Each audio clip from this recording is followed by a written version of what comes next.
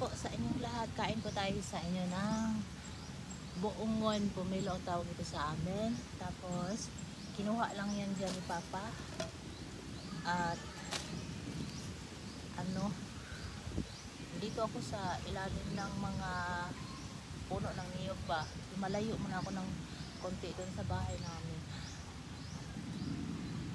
Ang hirap mag-vlog dito sa Pilipinas. Alam niyo kung bakit? Kaya hindi po ako nakapag masyado.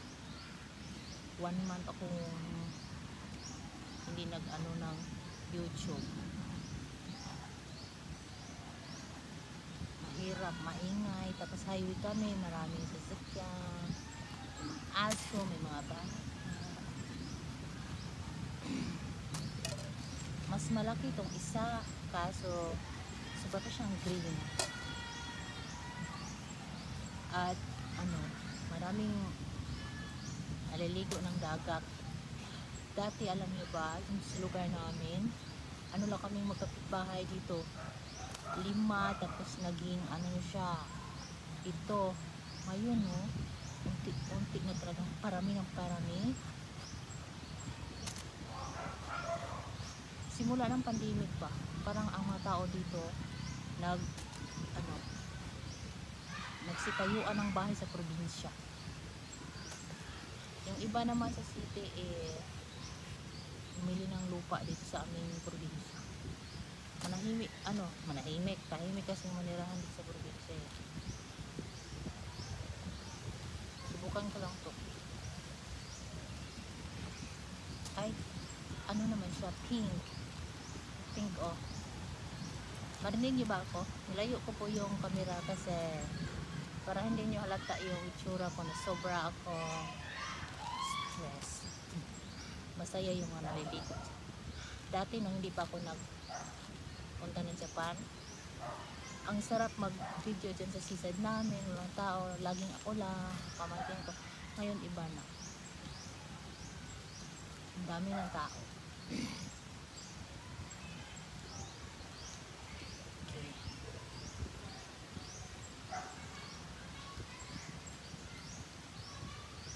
Aray. Ayun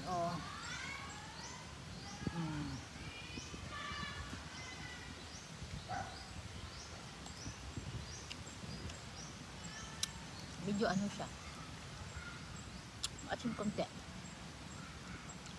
Nagdala ako dito ng konting asin. Sabi ko kay Papa, doon muna ako sa seaside, Papa, kasi may mga bata. Pamangkin ko ba, tapos mahirap mag-vlog talaga dito sa Pinas. Yan ang napansin ko. Kain tayo sa inyo ng buongon. Ano bang tawag to sa iba? Suha pala to sa iba. Let's eat.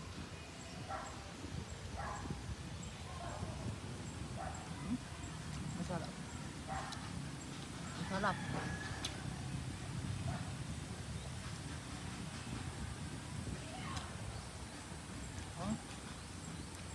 Parami ng mga taon papunta sa dagat. Diyan lang ang dagat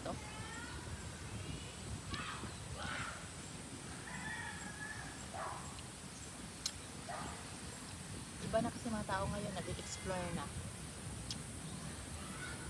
hindi kaya dati ba.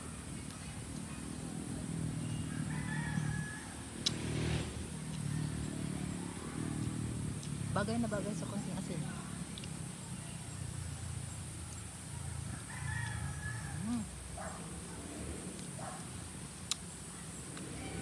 Dito na lang kaya yung venue ko pag gagawa ko ng video. Sa kain-kain na lang po ako kasi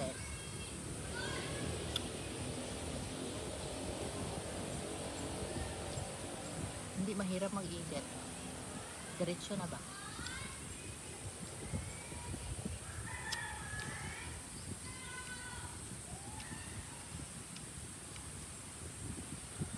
Dati dito talaga ako nagtatambay nung hindi pa ako nagpunta ng Japan ba. Tapos may yan dito, daanan ngayon, wala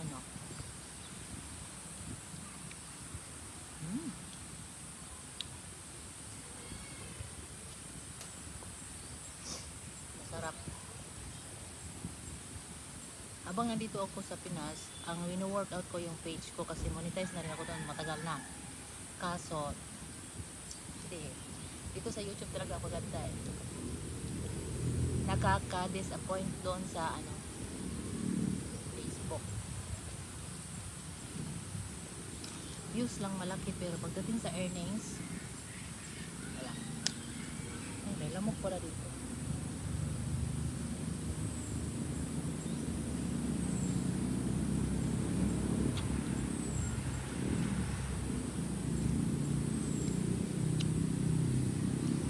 Diba may mga motor, mga sasakyan? Kasi highway din kasi kami dito. Tapos alam nyo na ang mga sasakyan, motor dito sa Pinas, lakas ng mga makina, mga trambotso.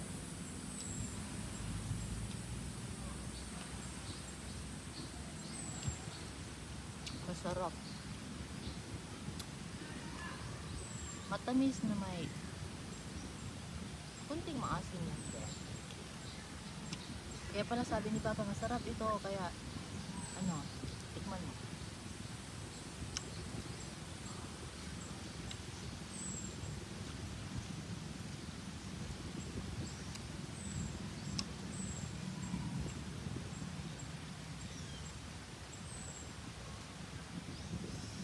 Hirap.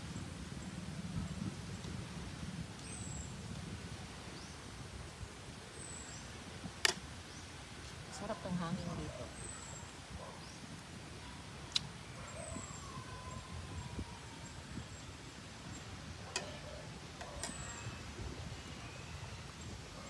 Dati kasi nung hindi pa ako nagpunta ng Japan ba, mahimik na probinsya namin. Maliban sa sasakyan. Pero hindi din ganun kadaming sasakyan dumadaan sa motor. Pero ngayon parang iba na talaga siya. Ang laki ng pagbabago.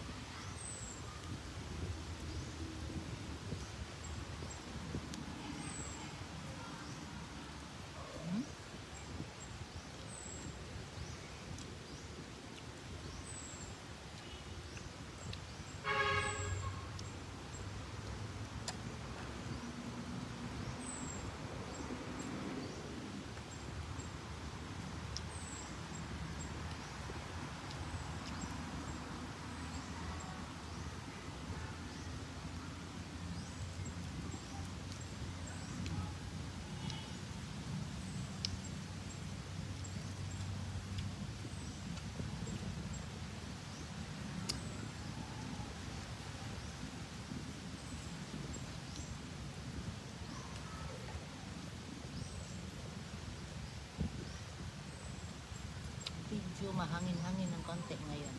Pero kahapon, ng isang araw, sobrang tahimik yung panahon. Kumbaga, diba may naririnig yung tao dito?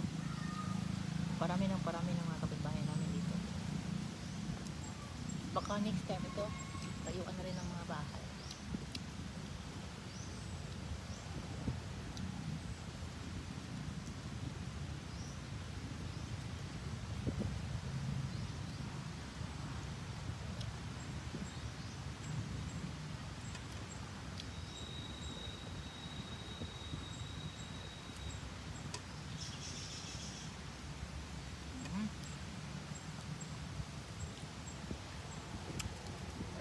Sarap.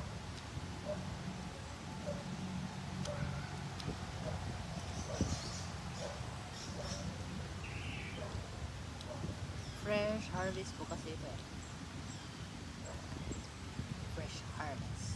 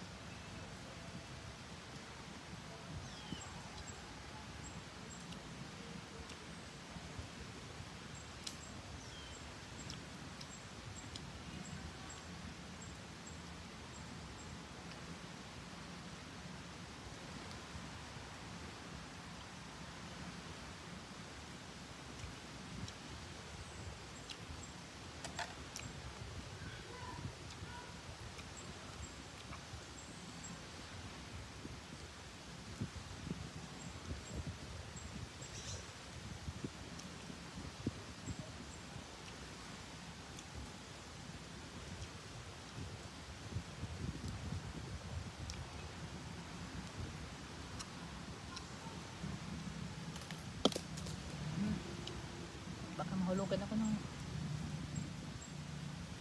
niyog dito, niyog.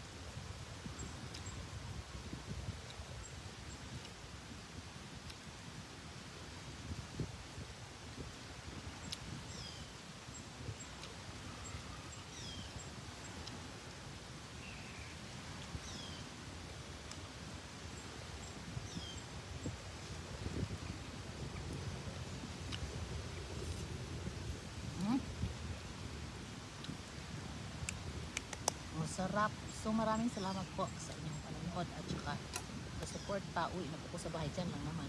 Sobrang lapit. So, pasensya na po po. 1 month po nawala sa Facebook. Ano pala sa So ayun, maraming salamat po sa suporta. Mag-ingat po kayo lahat at